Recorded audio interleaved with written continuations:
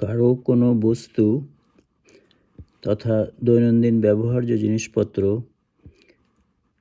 যথা বই, খাতা, কলম, খাবার দাবার কিংবা ফলফলাদি ও টাকা পয়সা মালিকপক্ষের অনুমতি ব্যতিরেকে লুকানো বা সরিয়ে ফেলার অর্থই হলো চুরি করা। মানব সমাজে চৌর্যবৃত্তি আজন্মকালের, তবে এটা সামাজিকভাবে কিংবা নৈতিকভাবে নিন্দনীয় কাজ। চুরির মালামাল যেমন নানাবিধ চোরের উদ্দেশ্য ও লক্ষ্য ভিন্ন হয়ে থাকে। এ কারণে সমাজে সিসকে চোর, সিদেল চোর, পুচকে চোর বা পাক্কা চোর প্রভৃতির নাম শোনা যায়। গ্রাম বাংলায় একটা প্রচলিত প্রবাদ আছে, চুরি বিদ্যা বড় বিদ্যা যদি ধরা না পড়ে। এসব ছোট ছোট জিনিসপত্রের চুরি চামারি পরবর্তীতে বড় চুরি বা ডাকাতিতে পরিণত হয়। নিখুঁত হাত সাফাই একসময় হয়ে উঠতে পারে পরিকল্পিত ব্যাপক আকারের লুটতরাজ বা ডাকাতিতে।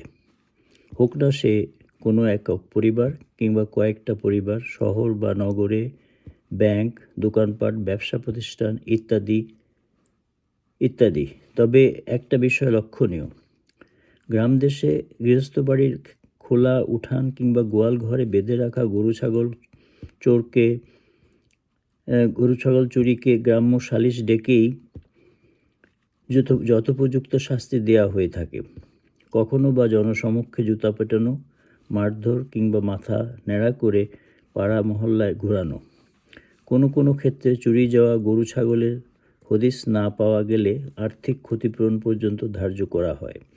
এতে করে আজও বাংলাদেশের গ্রামীণ সমাজে গরু ছাগল চুরির ঘটনা খুবই বিরল ব্যাপার।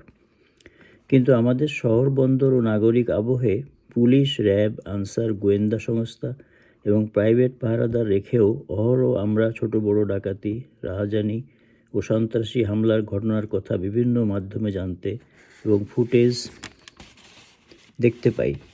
কোনো কোনো ঘটনা তো নিতান্তই লোমহর্ষক, দুর্ধর্ষ কিংবা হৃদয় বিদারক। এসব ডাকাতি, রাহাজানি বা সন্ত্রাসী কর্মকাণ্ডের পেছনে আধুনিক অপরাধ বিজ্ঞানের নানাবিধ জটিল সমীকরণ জড়িত। কখনো বা শ্রেণী সংগ্রাম, প্রতিশোধ স্পৃহা, বেঁচে থাকার লড়াই, ফরমায়েশি খুন খারাপি, রাজনৈতিক দলীয় কোন্দল, প্রতিহিংসা, আইন শৃঙ্খলা রক্ষাকারী বাহিনীর শৈথিল্য বা নেপথ্যের উস্কানি ইত্যাদি মুখ্য কারণ হিসাবে চিহ্নিত। তবে যে কোনো দেশে কোনো সুপরিকল্পিত ডাকাতি, লুণ্ঠন বা লুটতরাজের জন্য একটা সুসংগঠিত ছোট বা বড় কোনো দল বা দস্যু সংগঠন থাকে। অতীত ইতিহাস ঘাটলে এরূপ সংঘবদ্ধ ডাকাত দল বা গোষ্ঠীর নামধাম ও দলপতি সহ তাদের বিভিন্ন লোমহর্ষক কাহিনী আমাদের চোখে পড়ে। যেমন দস্যু বেনহুর, রবিন হুড কিংবা মান সিং, গব্বর সিং, পান সিং, ফুলন দেবী প্রভৃতি উল্লেখ্য। এসব ডাকাত দল বা গোষ্ঠীর খেতাব দেওয়া হয় মাফিয়া চক্র হিসাবে। মাফিয়া নামটির উৎপত্তি হয় ইতালি সিসিলি দ্বীপ থেকে। এটি ছিল মূলত একটি পারিবারিক সংগঠন, যার মুখ্য কার্যকলাপ ছিল বল প্রয়োগ, ড্রাগস কেনাবেচার ব্যবসা আর জুয়া খেলা। এরা নিজেদের মধ্যে কঠিন নীরবতা ও আনুগত্য রক্ষা করে চলত। সিসিলীয় মাফিয়া তন্ত্র এবং আমেরিকান লা কোসা নস্ট্রা মোটামুটিভাবে একই রকম অপরাধ চক্র, যারা খুবই হিংস্র, সন্ত্রাসী এবং দুর্নীতিগ্রস্ত। পক্ষান্তরে অনেক ডাকাত দলের দলপতিকে বিরচিত সম্মান দেবার লক্ষ্যে তাদেরকে গরিবের বন্ধু ও সাহায্যকারী হিসেবে তুলে ধরার চেষ্টা করা হয়েছে।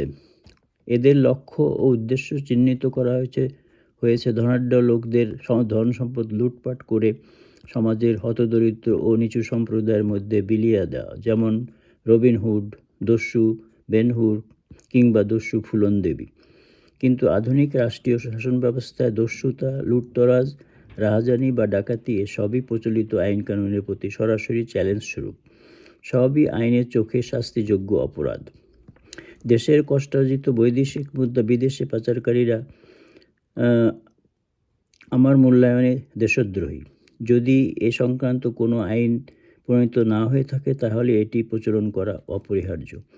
বাংলাদেশের কেউ কেউ স্বৈরশাসক শেখ হাসিনাকে মাদার অব মাফিয়া বলে আখ্যায়িত করেছেন। কিন্তু হাসিনা সরকারের পারিবারিক সদস্যবৃন্দ কর্তৃক আর্থিক লুটতরাজ মুখ্যত শহরকেন্দ্রিক হলেও তারা সংঘবদ্ধ লুণ্ঠন কিংবা ড্রাগ ব্যবসার সাথে জড়িত ছিল কিনা তা এখনও অজানা। এ কারণে শেখ হাসিনাকে মাদার অফ মাফিয়া খেতাব দেওয়াটা কতটা যুক্তিযুক্ত তা ভেবে দেখার বিষয়।